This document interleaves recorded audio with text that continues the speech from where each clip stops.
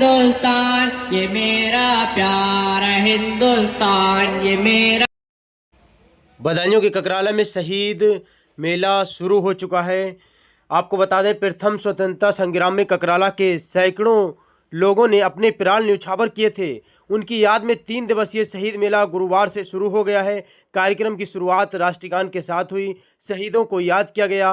पहलगाम के मारे गए लोगों के लिए 2 मिनट का मौन रखकर श्रद्धांजलि दी गई।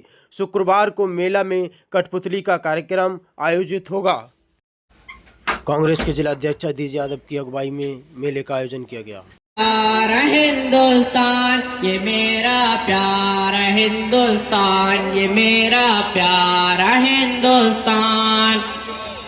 यहाँ तशरीफ लाए सबसे पहले हजरते आदम, मोहब्बत और उरूवत प्यार का लहरा दिया परचम। शहीद मेला के अध्यक्ष महोदय, ककराला के सम्मानित नागरिकगण तथा मेरे प्यारे साथियों, आदाब। आज मैं आपके समक्ष भारत के इतिहास के एक अत्यंत महत्वपूर्ण और गौरवशाली अध्याय 1857 के प्रथम स्वतंत्रता संग्राम में ककराला के उन क्रांतिकारियों के योगदान पर अपने विचार प्रस्तुत करूंगा। साथियों, सदियों से ही भारत एक संस्कृत आध्यात्मिक महाशक्ति रहा है, लेकिन 18वीं शताब्दी में अंग्रेजों ने धीरे धीरे हमारे देश को अपने कब्जे में ले लिया। ईस्ट इंडिया कंपनी ने व्यापार के बहाने से भारत को गुलामी की जंजीर में जकड़ दिया। परंतु हर अन्याय की एक सीमा होती है और वह सीमा पार हुई 1857 में। 10 मई 1857 को मेरठ से ये विद्रोह आरंभ हुआ, जब भारतीय सिपाहियों ने अंग्रेजों के खिलाफ हथियार उठा लिए। इस विद्रोह का कारण केवल सैनिकों की नाराजगी नहीं थी, बल्कि इसके पीछे सामाजिक, राजनीतिक, धार्मिक, आर्थिक शोषण भी शामिल था।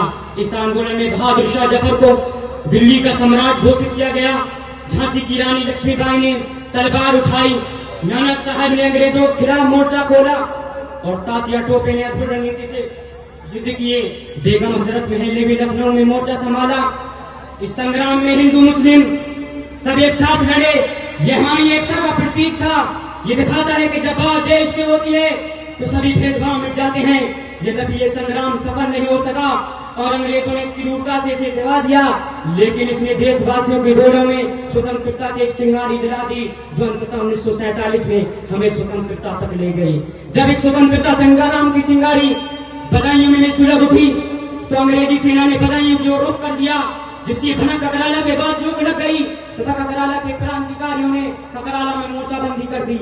और जैसे अंग्रेजी सेना कांपने आई, ककराला के क्रांतिकारी अंग्रेजी फौज पर टूट पड़े और भयानक जंग शुरू हो गई, जिसमें ककराला के क्रांतिकारियों ने अंग्रेजी फौज के जनरल निकोलस पैनी को मौत के घाट उतार दिया।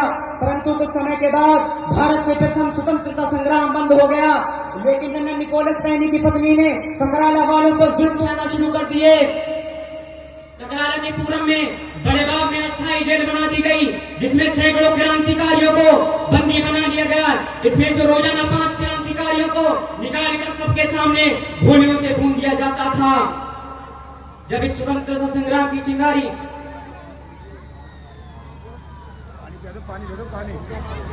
साथियों 1857 का यह स्वतंत्रता संग्राम हमें सिखाता है कि देश के लिए बलिदान देना सबसे बड़ा धर्म है।